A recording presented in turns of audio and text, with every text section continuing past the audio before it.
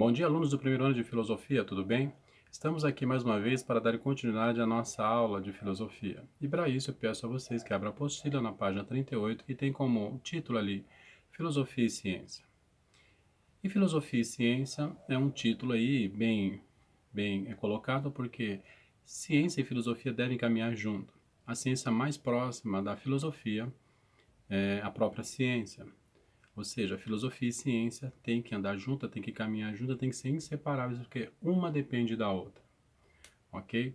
Dentro desse campo da observação científica, nós temos aí alguns conceitos, como, por exemplo, objetividade científica. O que é objetividade científica? Por exemplo, vou dar algum exemplo para vocês para facilitar. O ouro é um metal, e é um metal precioso, ok? Toda madeira vem de uma árvore, ok? Todo animal mamífero mama.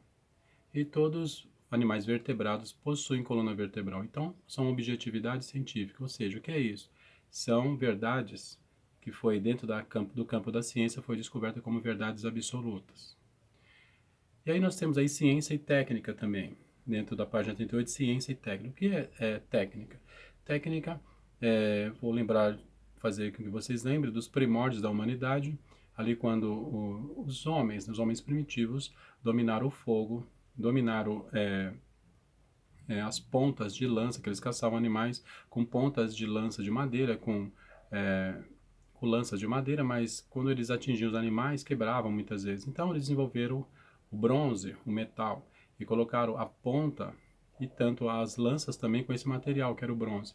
E aí eles caçavam os animais e não quebravam mais. Então eles desenvolveram técnicas. Isso é técnica. É quando você melhora o seu trabalho através do seu pensamento, do seu agir, melhora o seu trabalho e aí você não tem tanto cansaço, você faz o seu trabalho com mais rapidez porque você desenvolveu técnicas. Teoria. Outro conceito importante é teoria. Teoria é o conjunto de proposições organizadas com base nas observações e no experimento. Então, uma teoria tem que ser universal. Toda teoria tem que estar no campo universal. Então, a teoria tem que acompanhar também a prática, e a prática também acompanhar a teoria. E na teoria, eu vou dar um exemplo para vocês do Teorema de Pitágoras. Pitágoras desenvolveu um teorema, que era um matemático, um filósofo, onde é, todos os toda essa técnica que desenvolveu esses cálculos, a base é o triângulo retângulo. Então, toda essa base é o triângulo retângulo. Pitágoras, quando vai desenvolver esse teorema de Pitágoras, ele atinge a universalidade, ou seja, todos os lugares do mundo que se usar o teorema de Pitágoras vai chegar no mesmo resultado, ok? Dentro desse campo científico também nós temos os métodos.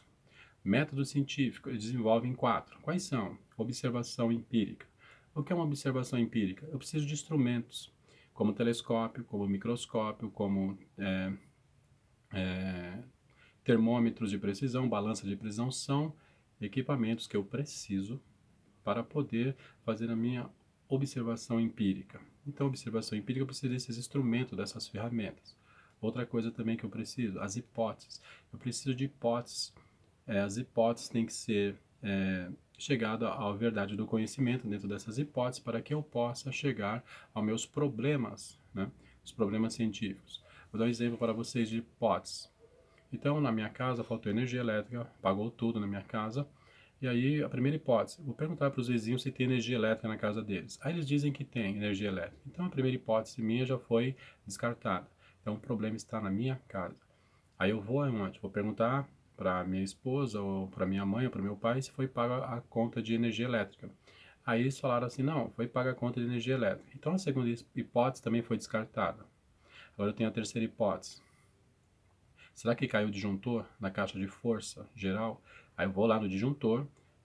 Se o disjuntor estiver levantado, é que ele não caiu. Se ele não caiu, é porque não teve entrada de carga de força. Porque toda entrada de carga de força nas residências, o disjuntor cai para não queimar a nossos aparelhos. Então o disjuntor estava levantado lá, bonitinho lá, e aí eu percebi que também não é problema da caixa de força. E aí só tem agora a última hipótese, curto-circuito em algum fio.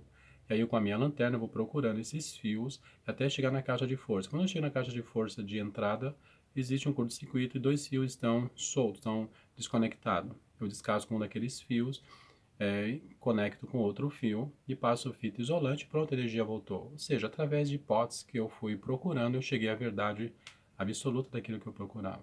Então, todo método científico deve haver as hipóteses também.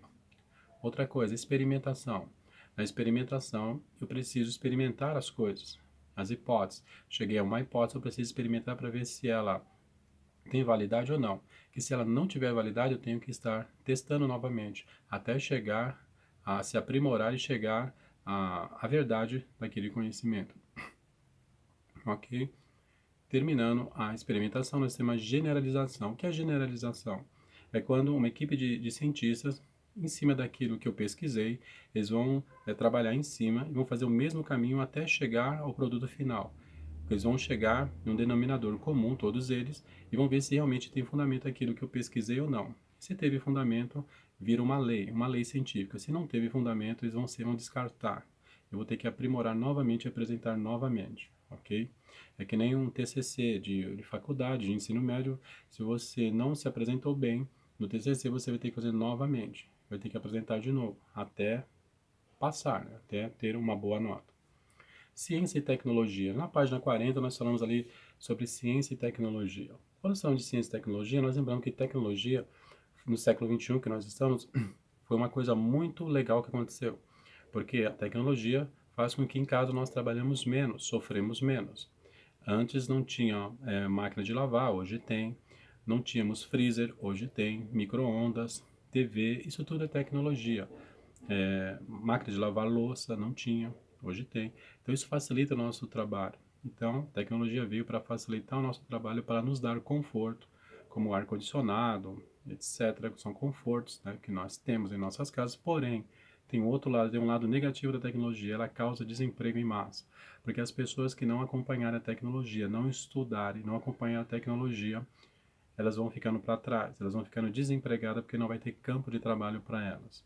Então, tecnologia é muito bom, foi muito boa a tecnologia sendo espalhada no mundo todo, e mais só que tem outro lado, esse lado negativo da causa dos desempregos em massa, ok?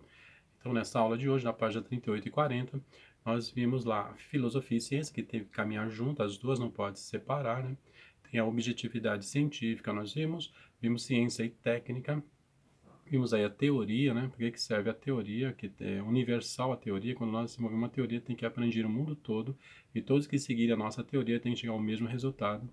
Temos aí o método científico, que é dividido entre observação empírica, as hipóteses, né, a generalização e experimentação.